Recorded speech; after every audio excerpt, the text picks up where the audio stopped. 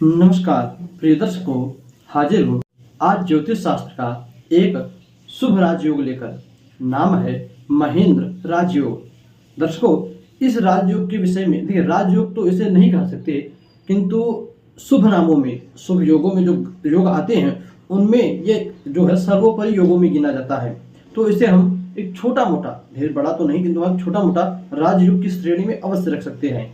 फिर हमने कहा कि शायद पूर्व में हमने इस योग पर वीडियो बनाया है, किंतु किसी आपका ही एक दर्शक का कमेंट आने पर कि महेंद्र योग, यह योग किस प्रकार का फल देता है और जन्म कुंडली में कैसे बनता है, इस कमेंट को देखने के बाद हमारे मन में आया कि पुनः एक बार इस योग पर चर्चा की जाए।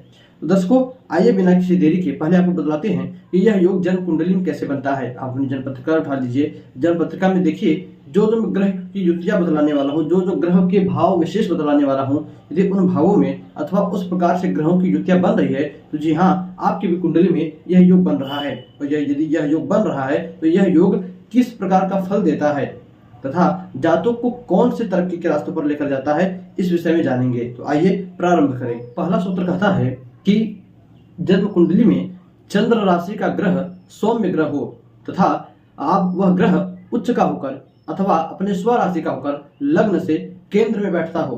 तो पुनः एक बार समझिएगा, सूत्र ने कहा कि चंद्र राशि जो हो आपकी, चंद्रमा जिस राशि में बैठा हो वह राशि सौम्य ग्रहों की होनी चाहिए, न पापक ग्रह हो न क्रूर ग्रह हो। तो क्रूर ग्रह में सूर्य मंगल आते हैं, पापक ग्रह में शनि राहु केतु आते हैं। इन 5 ग्रहों को निकालने के बाद जो ग्रह बचते हैं सौम्य ग्रहों में, सूर्य को छोड़ दिया, चंद्रमा हो गए सौम्य ग्रह, मंगल को भी छोड़ दीजिए, बुध हो गए सौम्य ग्रह, देवगुरु बृहस्पति हो गए सौम्य ग्रह और शुक्र हो गए सौम्य ग्रह। मंगल को भी नहीं लेते हैं और पापक ग्रह में शनि राहु केतु आते थे, इन तीनों ग्रहों को भी छोड़ दीजिए। तो पहला सूत्र ने कहा कि चंद्र राशि सौम्य ग्रह होनी चाहिए। अब आप देखिए, आप कुंडली में चंद्रमा कहाँ पर बैठा है। चलिए हम मान लेते हैं चंद्रमा जो है कुंडली के इस चतुर्थ भाव में बैठा है, तो कर्क राशि हो गई, इस जातक की कर्क राशि हो गई। तो सौम्य ग्रह, चंद्र राशि का ग्रह जो है वह सौम्य होना चाहिए। तो चंद्रमा एक सौम्य ग्रह होता है, एक शांत ग्रह होता है। अब वह ग्रह अपने स्व राशि का या उच्च राशि का होकर लग्न से केंद्र में बैठा हो। तो आप देखिए, लग्न से गिनने पर केंद्र में, तो पहला भाव, चौथा भाव, 7वें भाव और 10वें भाव को केंद्र कहा जाता है। तो इन भावों में वह ग्रह स्व राशि का या उच्च राशि का होकर बैठा हो। तो चंद्रमा यहाँ पर स्व राशि के होकर केंद्र में बैठे हैं और सौम्य ग्रह होते हैं। तो इस प्रकार इस जातक की कुंडली में पहला यह महेंद्र नामक योग बनता है। इसी प्रकार जो दूसरा सूत्र है वह कहता है कि पुनः उस जातक की जन्म कुंडली देखिए, उस जातक की जन्म कुंडली में लग्न तथा चंद्रमा वर्गोत्तमांश होकर बैठे हो।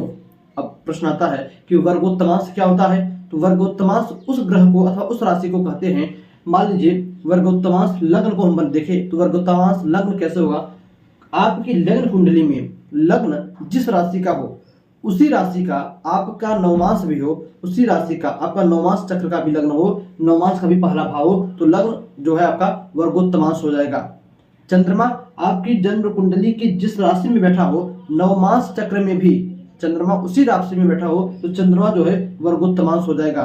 वर्गोत्तमांश कोई भी ग्रह हो सकता है। बुध को ले लीजिए, अपने आप लग्न चक्र देखिए, लग्न चक्र में बुध जिस राशि में बैठा हो, बुध को 7वें भाव में तुला राशि में बिठा दे और नवमांश चक्र में भी बुध तुला राशि में ही बैठा हो, तो वह बुध जो है वर्गोत्तमांश कहा जाएगा। तो सूत्र कहता है कि लग्न तथा चंद्रमा दोनों में से कोई एक वर्गोत्तमांश हुआ हो, यानी चाहे लग्न चाहे चंद्रमा जो है एक ही राशि में लग्न चक्र में बैठे हो और एक ही राशि में, उसी राशि में नवमांश चक्र में बैठे हो, तो वह वर्गोत्तमांश हो जाएंगे। तो लग्न या चंद्रमा वर्गोत्तमांश हुए हो तथा उस चंद्रमा को छोड़कर बाकी कुंडली के जितने भी केंद्र भावों के स्वामी हैं वह उस ग्रह को देखते हो, तब कुंडली में एक दूसरे प्रकार से महेंद्र नाम योग बनता है। पुनः समझिएगा, हम चलिए मान लेते हैं कि यहाँ पर हमने लग्न को वर्गोत्तमांश बना दिया। ठीक, अब लग्न तो वर्गोत्तमांश बन गया। अब लग्न का स्वामी, चौथे भाव का स्वामी, 7वें भाव का स्वामी, 10वें भाव का स्वामी इस लग्न को देखता हो, न लग्न को देखे तो लग्न के स्वामी ग्रह को देखता हो, तब कुंडली में दूसरे प्रकार से महेंद्र नामक योग बनता है। उम्मीद करता हूँ आप समझ रहे होंगे मैं क्या कहना चाहता हूँ। पुनः सूत्र समझिएगा। पहले आप देखिए कि आपका चंद्रमा या लग्न, इन दोनों में से कौन सा वर्गोत्तमांश हो रहा है। जो वर्गोत्तमांश हो तो पुनः उसी देखो, देखिए मान लीजिए लग्न को वर्गोत्तमांश मैंने कर दिया, लग्न वर्गोत्तमांश में आ गया, तो लग्न भाव का जो स्वामी है, जो चौथे भाव का स्वामी है, जो 7वें भाव का स्वामी है, जो केंद्रों के स्वामी है, 10वें भाव का स्वामी, वे चारों स्वामी जन्म कुंडली में लग्न को देखें अथवा लग्न के स्वामी को देखें, यदि चंद्रमा वर्गोत्तमांश होता है तो चंद्रमा को देखें, तो इस प्रकार से जन्म कुंडली में यह दूसरे प्रकार से महेंद्र नामक योग बनता है। दर्शकों, एक तीसरा सूत्र भी है जो कि इस कुंडली में घटित नहीं हो सकता, हम कभी भी आपको शॉर्ट माध्यम से उसको बता देंगे। तो खैर आज के इतना ही, बस इतना ही।